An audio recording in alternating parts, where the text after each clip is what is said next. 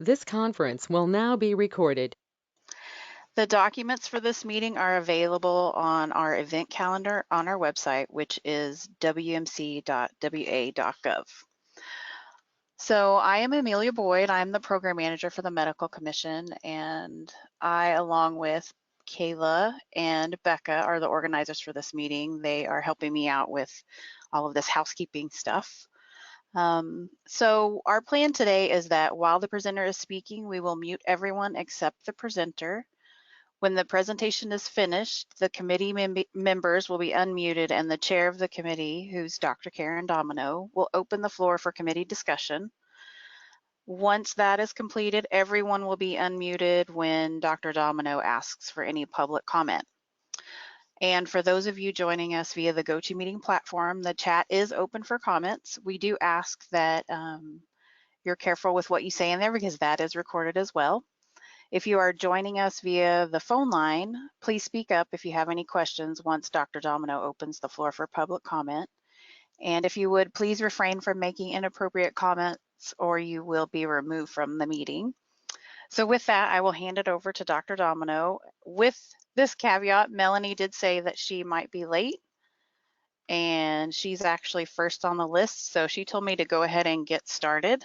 But if you would like to say anything, Dr. Domino, I will throw it over to you right quick.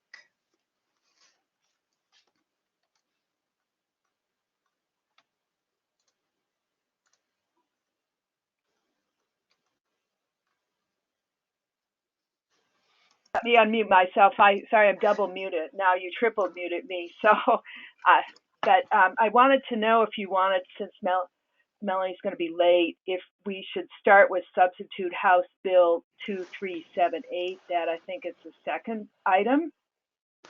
So I do see that she just arrived if she would like to go ahead and go. Well, perfect. We could have her start when she gets situated. I'm nice ready little to go. sun I see from my office over here. So hopefully you guys have sun where you are too.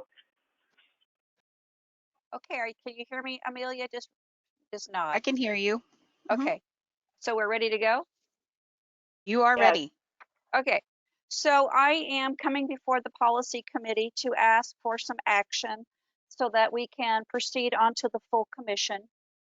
In your packet, you will have received a memorandum basically delineating what Panel L has done over the past several months, how we looked at the initial licensing application and how we are asking to revise it going forward. The memorandum states the reasons why we went through this process. It was based on a myriad of factors. Last year we had some issues in our licensing department, and we felt pretty far behind in completing licensing applications.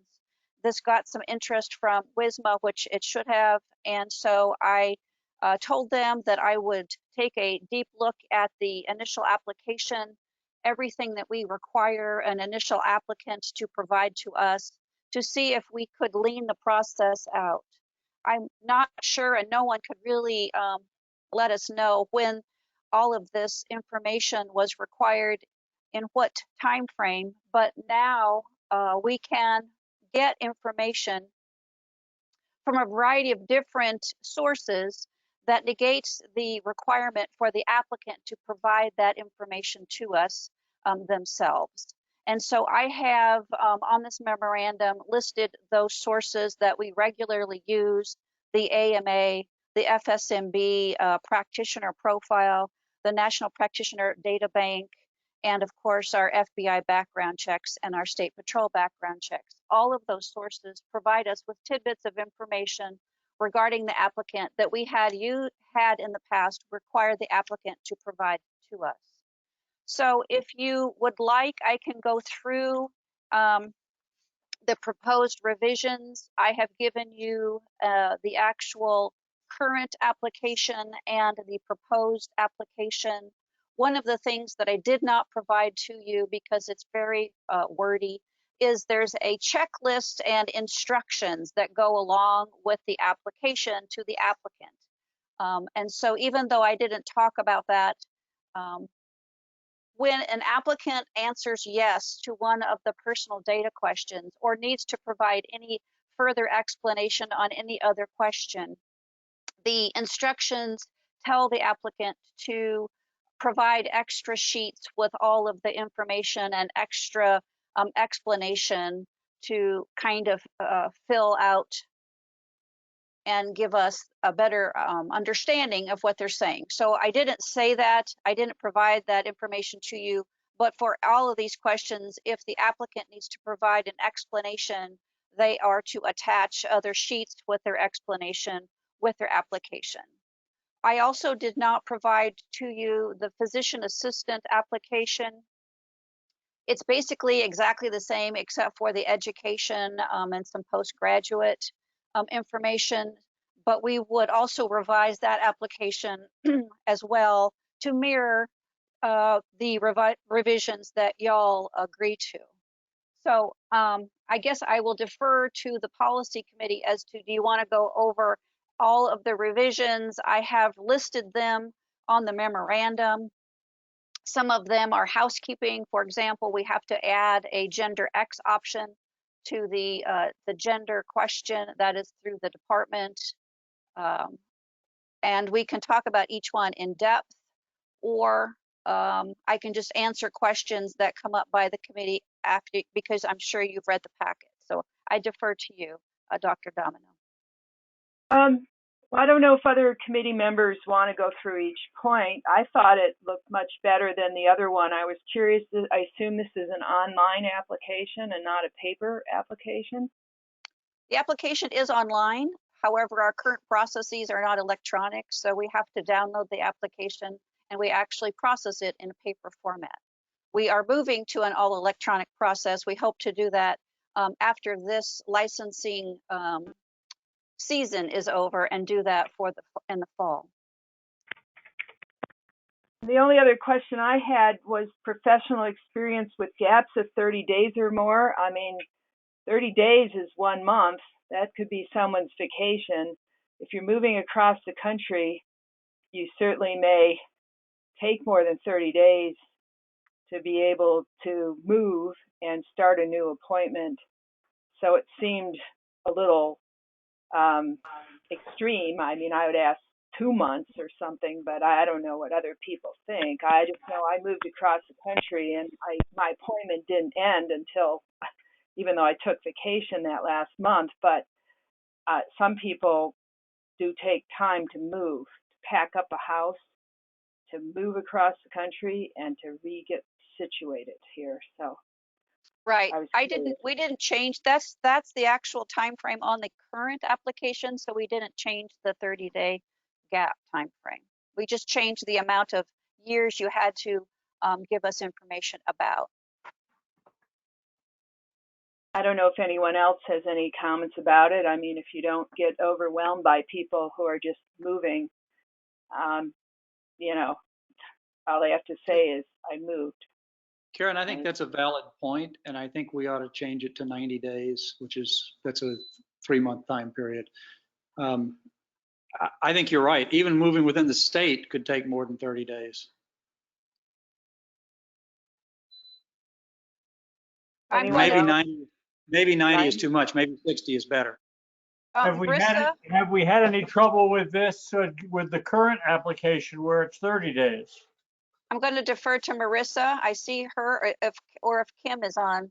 Can you unmute and address that? I don't know. Yes. Hi, this is Marissa Courtney. Hello. We haven't had any issues. It's a lot of details that we receive when the applicant is providing, especially with the current application process. It basically wants the provider to list everything they've been doing since medical school. And for those who have been out of medical school since the 70s, the 30-day gap does get a little bit tedious. If I could recommend a 60-day or a 90-day, that would at least help those providers. But again, we are shortening the time frame, so it's really up to you. But it is a little tedious to just pick out that 1 month. Any other comments?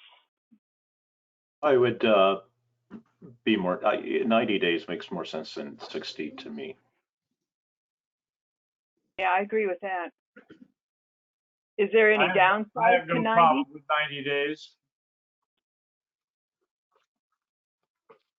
I don't know of any downside. I think I would like 90 days. We just went with what was currently there. So if you want to change it to 90 days, I think we're all on board with that.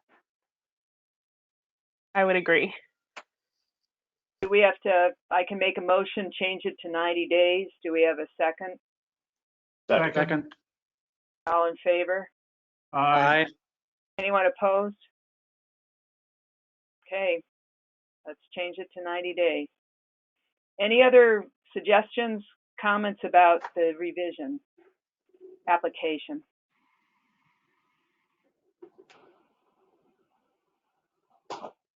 Nope. Okay, that looks great. Thanks for working on that. It looks much better than it used to be. Thank you. Okay. House Bill, substitute House Bill 2378. So if you have any questions about this bill, Dawn is on the line, and so we will be able to ask her because she knows a lot about this one. So this is the physician assistant bill, and basically what it's doing is it is adding in all of those that are only licensed as osteopathic physician assistants into, they'll be moving underneath our authority. And there is some rulemaking that we have to do in relation to this bill. So I'm asking two things here. One, for us to go ahead and initiate rulemaking on this to take care of the items in this bill. And then also as part of that, to go ahead and initiate rulemaking for the physician chapter because it's up for review anyway. And then we will also have to probably open some little sections of the physician chapter to align with what's in this bill. So I'm asking for us to initiate rulemaking on this bill as well as those other items all as one CR 101 when we move forward. Anyone have any comments about it? There's no point in us making comments about the bill. Is that not correct? We just have to figure out how to implement it. Correct. So anyone, I mean, if there aren't any discussion about this? Just a clarification. So the rulemaking will be just for the entire bill. It's not two rulemaking processes, right? What we're going to hopefully do, my ask is that we go ahead and open the PA chapter, except for the opioid prescribing rules, because those sections are going to be open under another rulemaking. So it would just be the PA chapter, except for the opioid prescribing rules. And then we will include the requirements that are in this bill into that rulemaking. So it we'll just go along together. There'll be one thing, but we're going to open up the whole rest of the chapter so that we can update things in the PA chapter. Because like I said, it hasn't been updated in 5 years and there may be some things in there that we need to fix or tweak, you know, modernize the language, things like that. So that's my ask here today. Thank you. So is that going to open up a can of worms? Because a lot of people want to change a lot of different things, just for curiosity. So it can. When we open up the chapter, we open up everything, but that doesn't mean that the commission has to do what someone asks. It'll be just like we've been doing with the physician chapter for the last 2 years. We've been working on it. So it does open up a lot of the other sections for comment, of course. So you can choose to not open the PA chapter completely and just open the things that are related to this bill. That is your option. So Amelia? Yes. Just one example of why we would want to open up the full PA chapter is this bill doesn't touch on things like the HIV/AIDS training that is in that rule. House Bill 1551 repealed that requirement, so we would have to repeal that anyway and open up the chapter to do so. Right. And But I just finished going over the chapter after Ariel's edits, and there are places all throughout the chapter that need to be touched by this bill. right, you are correct. It sounds like we should, authorize initiating rulemaking for the whole chapter then, and include the requirements of the bill into the chapter and whatever else needs to be modernized. That's hopefully minor. Hopefully. That seems, yeah. Everyone agree with that? So I moved to if you need a motion. second? Second. All in favor? Aye. Aye. Aye. Anyone opposed? What was the motion? The motion is to initiate rulemaking Got it. Okay, that's fine. That's all I needed to know. by opening up the PA chapter, not the opioid prescribing rules, and to include the requirements of this substitute House Bill 2378 into the chapter. There are some things dealing with AIDS education that need to be updated in there as well. Is that okay? Yeah. So we all agree? Anyone opposed? Okay, good. Then I have Senate Bill 6551. Is that the next one? Yes. So again, just like with the other one, if we have any questions, Dawn is available to answer questions. This particular bill is about the international medical graduates. There are some directives in this bill for us to do rulemaking.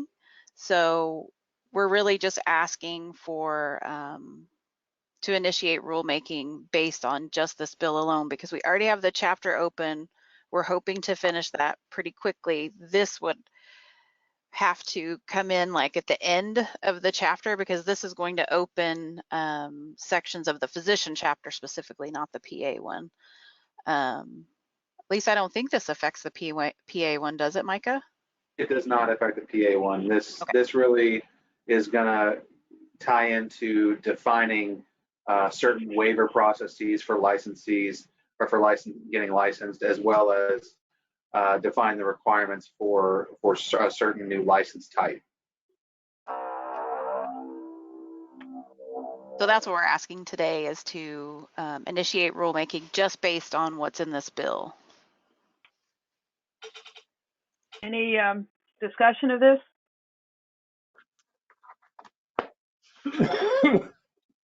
So this expands the location where international medical graduates can work in the state.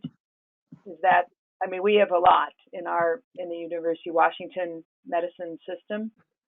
No, so basically this bill is a continuation of the work group that the commission staff hosted, basically. And so instead of a 1-year term, it creates a 5-year term for an implementation work group. And that implementation work group, of which the medical commission has a seat on, is tasked to deal with about 9 different issue areas with respect to trying to integrate IMGs or international medical graduates into the healthcare delivery system via being fully licensed. And it ranges from getting clinical experience, setting up grant programs, giving out grant funding so they can take ECFMG and that sort of thing, as well as debating, and I'm not sure how it's going to land, but figuring out, does there need to be some dedicated residency slots? So that's what the implementation group does. For our purposes, this bill tells us that we have to come up with a clinical experience license type and define the processes and requirements for that, as well as an exceptional qualifications waiver for becoming a fully licensed physician. And so as we've already seen since the bill has passed, there's been some questions as what does exceptional qualification mean? Some people call it exception, as in make an exception, but that was not the envisioned language or intent. It really came down to an exceptionally qualified international physician.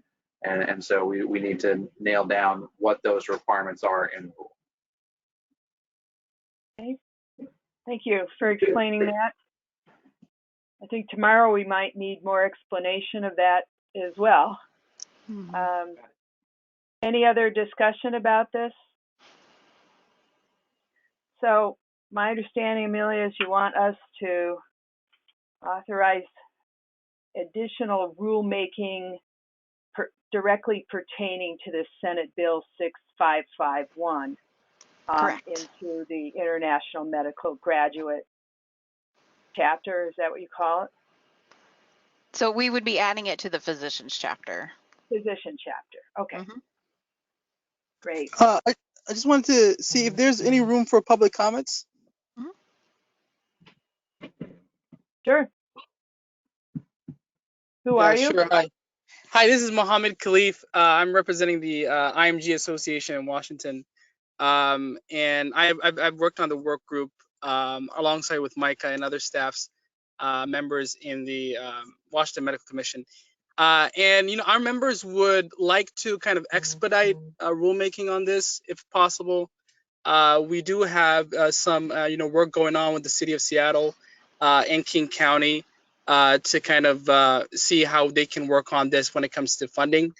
So expediting the clinical experience license, you know, would, you know, come huge to us. So a lot of our members can participate in the match season and, you know, apply for residency. So I think that would be really appreciated. Thanks for your comments. Any other comments? No. Okay. So anyone want to move this along in rulemaking and incorporate this bill into the physician chapter? So moved. Second? Second. All in favor? Aye. Aye. Anyone opposed? Nope. Okay, great. And then we'll move on to Substitute House Bill 1551. So this is another bill that we just need to do some rulemaking related to the bill. I believe this one is removing the requirement for the HIV/AIDS training. So we would be repealing those sections, and I think they're really small sections. I haven't looked into it. One of them I think is only a sentence, one of the sections. So we would have to repeal those, and I think they are in both the MD and PA chapters. So we would have to repeal them in both. And my thinking behind this, and Heather may need to speak to this, is to do expedited rulemaking. I believe one of the other boards or commissions is doing expedited rulemaking. Maybe it's nursing on this particular one. I'm sorry? Osteo is doing the expedited.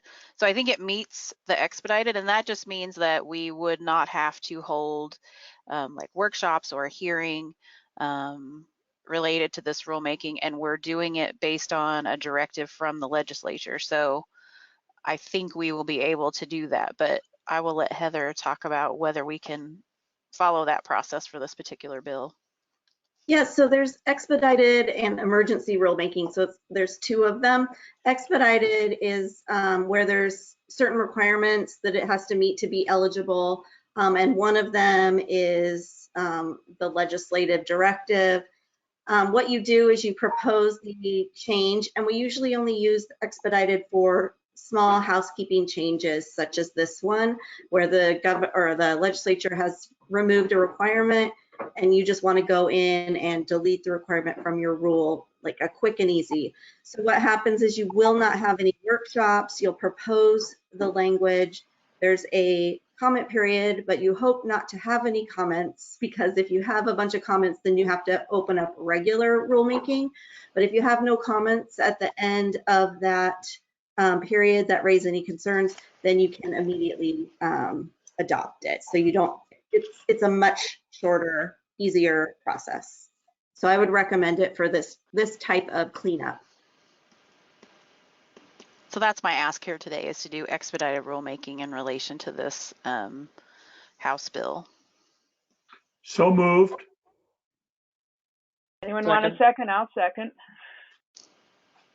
All in favor? Aye. Anyone opposed? Great.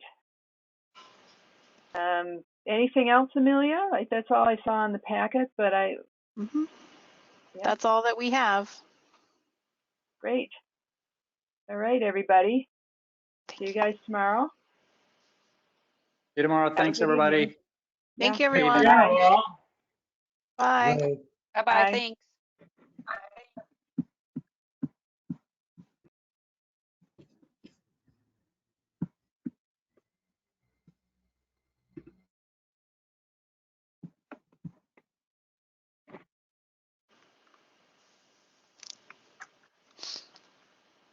I didn't say anything. No, you didn't. What's that room there? What's that? What? There's a picture of an empty room, a conference room. Oh, that's from the office. Oh, you got new chairs? No, that's from the show, The Office. Oh. Why is that there? Because I think it's funny. Oh, okay. All right. Okay. Say hi to Michael. I just saw him. Oh, Mike says hi. Bye-bye. Bye. That went well. Good Yes, job. it did. Thank you. Yeah, very well.